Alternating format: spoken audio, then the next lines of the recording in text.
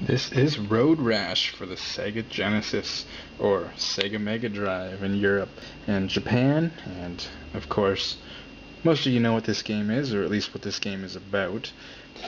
It is an Electronic Arts game, so the cartridge is a little bit awkward shaped, and the beauty of this is the first Genesis review that I've done on true hardware.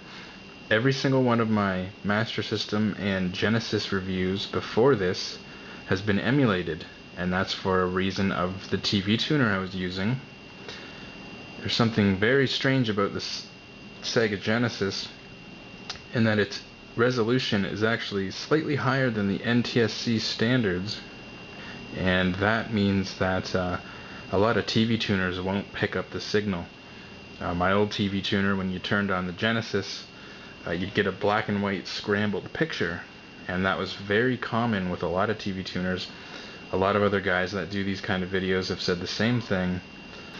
Now I've got my Genesis Model 1 that I've modded with AV. I'm not running through the VCR. I am actually running directly, here's the cable here, I'm running directly into the TV tuner, and it picks it up almost flawlessly.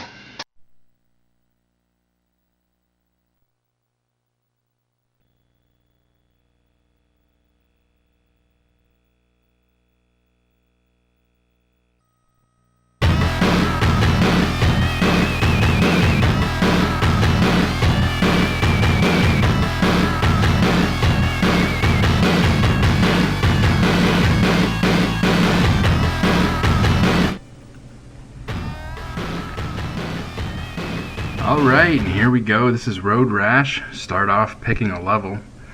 I believe there's 6 levels in this game, and they're all based in the California area. This is the first Road Rash game. Kind of started a new genre, I guess you could say. Combat racing on motorcycles.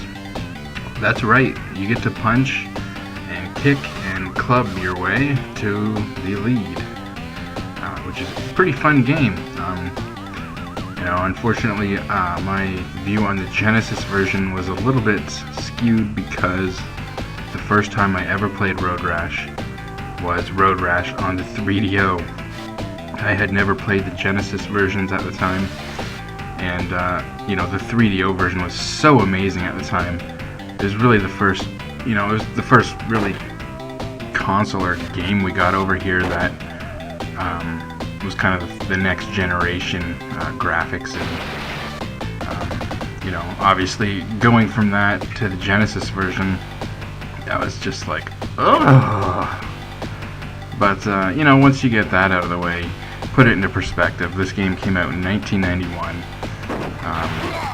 Obviously this is the first Road Rash game ever, and obviously it's not going to compare to a 32-bit era system like the 3DO, and it's a pretty good game. It's definitely fun, and the graphics aren't that bad really. It's really smooth, lots of elevation changes, and that was pretty unique for the time too. And of course the classic flying off your bike, and getting busted. That's not too classic. Getting busted is not good because it costs you money, and in this game money can be used to buy better bikes. At the beginning of the video I said that the TV tuner almost works perfectly with the Sega Genesis. If you look at the bottom of the screen, kind of like the bottom quarter of the screen, it's jumping a little bit. But you know what, I can live with that. If you would have seen this on my old TV tuner, it was a completely scrambled black and white picture. You could not tell at all what was going on. It looked like when you watched the old HBO channels and you didn't have the cable decoder. It was completely jumbled up. And like I said, that's a really weird problem with a lot of the old Sega systems, the Genesis especially. And so I'm glad that it works we are seeing for the first time in my videos true Genesis hardware. You know, the real deal, as Luke would say. This, no emulation here. This is the real Sega Genesis, and there's something magical about that to me. You know, knowing that this is coming off, you know, our beloved Motorola 68,000, and you know, we're not using any emulation or anything like that, so we'll live with the little bit of jumpy image in the very bottom of the screen with my Genesis games. It's still better than emulation. One place you notice that a lot, I never really realized, is the sound. Once you go from the emulators to the real thing, sometimes the sound really does change. It doesn't help this game so much. It's probably the biggest downfall of this game. You know, the graphics, like I said, obviously compared to the 3DO version aren't the greatest, but they're still pretty good for the time and everything. But it's really the music in this game that kills it. The music is awful. I mean, you may not like Genesis music, but I mean, this is bad for a Genesis game, even for an early Genesis game. I really don't like the music in this game. So that could have been done better, but other than that, I mean, the controls are great, and it's fun, and you know, the graphics are pretty good, so.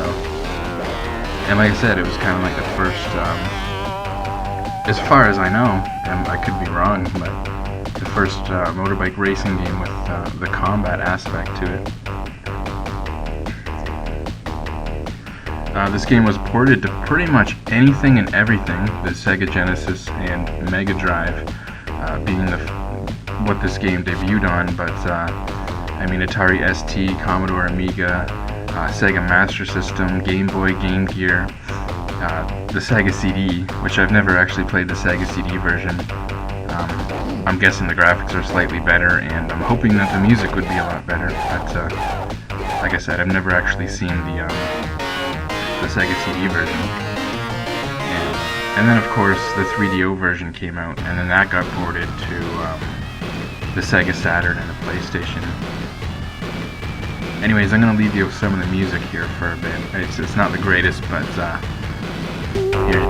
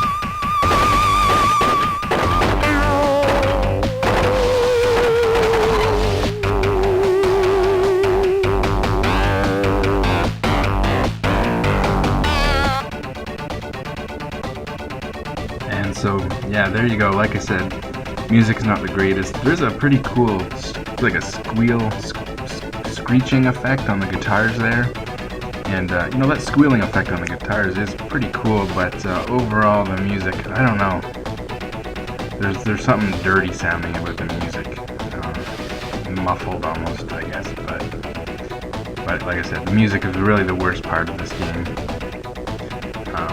And other than that, like I said, I'm happy to be doing Genesis games, real hardware. Can't wait to do more Genesis games.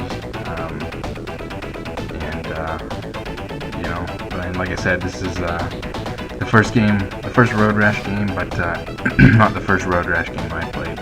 And I kind of wish it was. I think I would have loved this game when it came out, but I probably didn't know anyone with a Genesis in 1991. So yeah, anyways, running out of time, and see you guys later.